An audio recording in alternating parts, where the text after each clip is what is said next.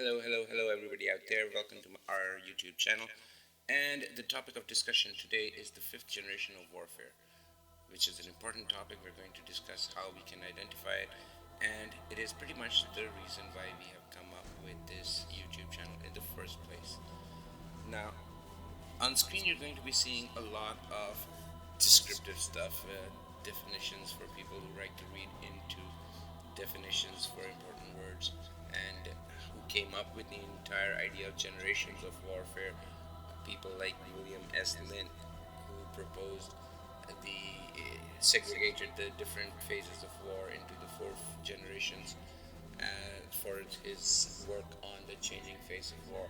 Now, the first generation of warfare that refers to the ancient and post-classical battles, the battles that we're used to watching in movies like 300, Lord of the Rings, Game of Thrones, the ones that were fought in your face, up front, sword, armor, knights, and cavalry, archers at the maximum. But the main thing about these battles was that it was the battles that were fought in your face. Very manpower extensive. Mostly the side that had more manpower was the side that won, but it also relied on some strategy, like it was shown in movies like 300 and so on and so forth. But basically, the idea is, like you can see in the clip right now, is of people fighting, and the hundreds of thousands of people fighting each other. You know, bloody warfare and an arm's length, sort of in your face kind of warfare. You get the idea. So moving on, like I said, not much strategy involved, but this is the type of war that we'll always talk about. This is the type of war that they'll always write songs about, heroes, knights. This is the type of war that you see movies about, because this is the type of war in which heroes were made, the battle for good and evil, the battle for the right religion or the wrong religion, and so on and so forth. When we move on to the second generation of warfare, this started basically the modern era of warfare with the advent of weaponry, and when money started going into war. Money started going into war and money started coming out of war. This is when the industrial complex, the great industrial complex, started taking its toll. And this is not as much in your face, because the person pulling the trigger is usually not the person confirming the kill. And this led to massive new weaponry being formed all over the world, all the way up to the atomic bomb. Now, the third generation of warfare is when more and more money kept going into warfare and human life became more and more precious. So, this is when the elite soldier grew. This is the birth of the elite soldier, the special services group army, the few compact but highly versatile soldiers that would go in behind enemy lines. They would take out their enemies. They would take out the mission. They would complete the mission. They would deploy rapidly. They'd complete the mission and they'd be out. Snap, snap, snap, like that. And this is when the monopoly of warfare just did. The rich nations just took it away. And it was going good for the rich nations, because the richer the nation, the better soldiers, better army, better weaponry they could afford, and hence the stronger their defense was. But nature has a way of coming back, and hence fourth generation warfare, which is the postmodern warfare, came into being, which blurs the line. Hey, everybody wanted to take part in the war, and so, like they say in one word,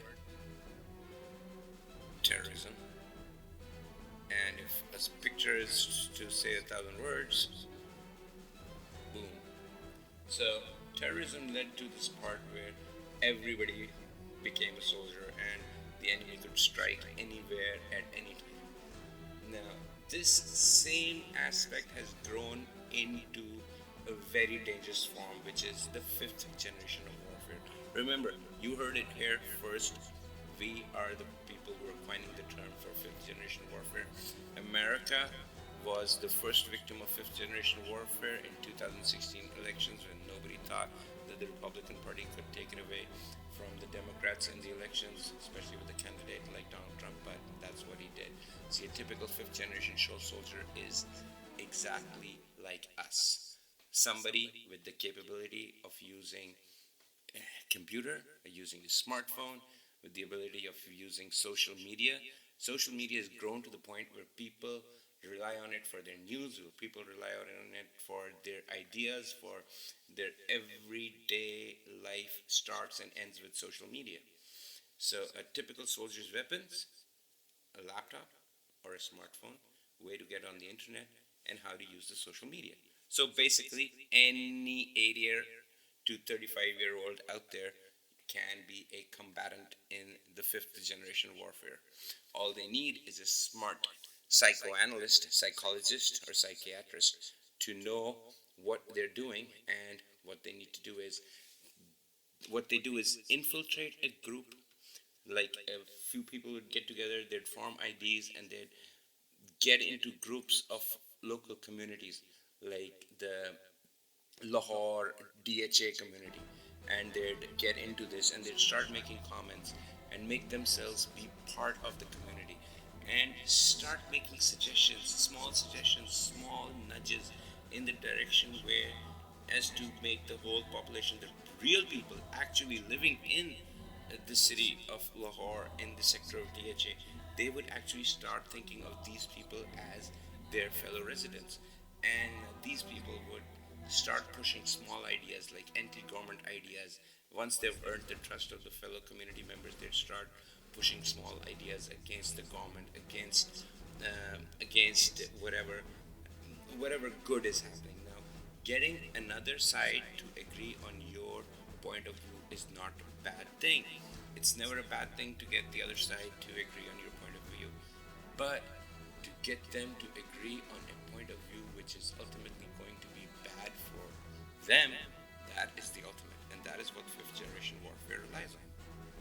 They make sure that the enemy comes to a point where their ideology is to where their ideology is sort of self-destruct, when they're not doing anything which is good for them, when they're thinking of ways to ultimately self-destruct and not carry out things which are in the national interest but against the national interest. And as such, fifth generation warfare is very dangerous. Now, how we can identify it, that will be the next video, and then the next video will be how we can defend ourselves against fifth generation warfare. So guys, like, subscribe, and click on the bell icon for the notifications. Just keep coming back. I'll have a new video every third day or fourth day, and we'll follow this topic. And in fact, make sure you put in the comment section if there's any other thing you guys want to discuss about.